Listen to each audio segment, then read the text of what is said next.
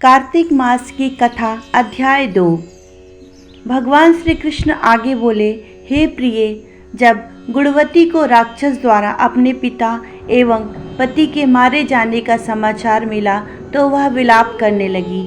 हा नाथ, हा पिता, मुझको त्याग कर तुम कहाँ चले गए? मैं अकेली स्त्री तुम्हारे बिना अब क्या करूँगी? अब मेरे भोजन, वस्त्र आदि की व्यवस्था कौन करेगा? घर में प्रेम पूर्वक मेरा पालन पोषण कौन करेगा? मैं कुछ भी नहीं कर सकती। मुझ विधवा की कौन रक्षा करेगा? मैं कहाँ जाऊँ? मेरे पास तो अब कोई ठिकाना भी नहीं रहा। इस प्रकार विलाप करते हुए गुणवती चक्कर खाकर धरती पर गिर पड़ी और बेहोश हो गई। कुछ देर बाद जब उसे होश आया तो वह पहले की ही भांति विलाप करते हुए शोक सागर में डूब गई। कुछ समय के पश्चात जब वह संभली तो उसे ध्यान आया कि पिता और पति की मृत्यु के बाद मुझे उनकी क्रिया करनी चाहिए जिससे उनकी गति हो सके। इसलिए उसने अपने घर का सारा सामान बेच दिया और उससे प्राप्त धन से उसने अपने पिता एवं पति का श्राद्ध आदि कर्म किया। तत्पश्चात वह उसी नगर में रहते हुए आठों पहर भगवान विष्णु की ही भक्ति करने लगी। उसने मृत्यु पर्यंत तक नियम पूर्वक सभी एकादशियों का व्रत किया और कार्तिक महीने में उपवास एवं व्रत किए। हे प्रिय, एकादशी और कार्तिक मुझे बहुत ही प्रिय हैं। इनसे मुक्ति, भुक्ति, पुत्र तथा संपत्ति प्राप्त होती है।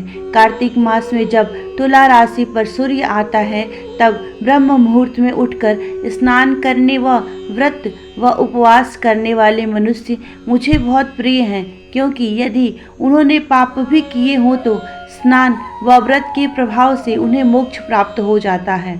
कार्तिक में स्नान, जागरण, दीपदान तथा तुलसी के पौधे की रक्षा करने वाले मनुष्य साक्षात भगवान विष्णु के समान हैं।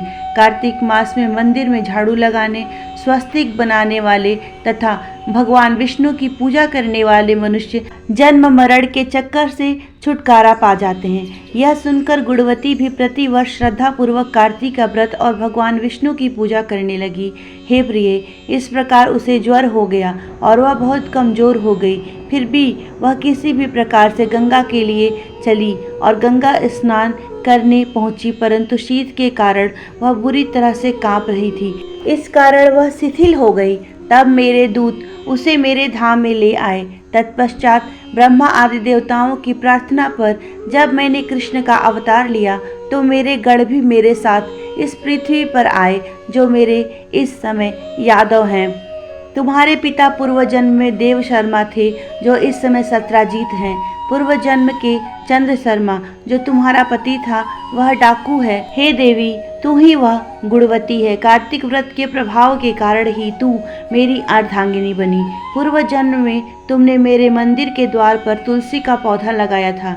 इस समय वह तेरे महलों के आंगन में कल्प वृक्ष के रूप में विद्यमान है। उस जन्म में जो तुमने दीपदान किया था उसी कारण तुम्हारी देह इतनी सुंदर है और तुम्हारे घर में साक्षात लक्ष्मी का वास है।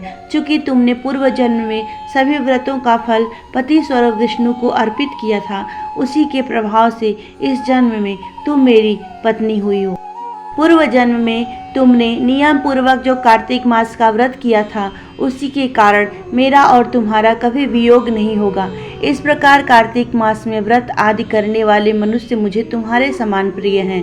दूसरे जप, तप, यज्ञ, दान आदि करने से प्राप्त फल कार्तिक मास में किए गए व्रत के फल से बहुत थोड़ा होता है, अर्थात कार्तिक मास के व्रतों का 16वां भाग भी नहीं होता। इस प्रकार सत्यभामा भगवान श्री कृष्ण के मुख से अपने पूर्व जन्म के पुण्य का प्रभाव सुनकर बहुत प्रसन्न हुई। जय श्री हरि विष्णु।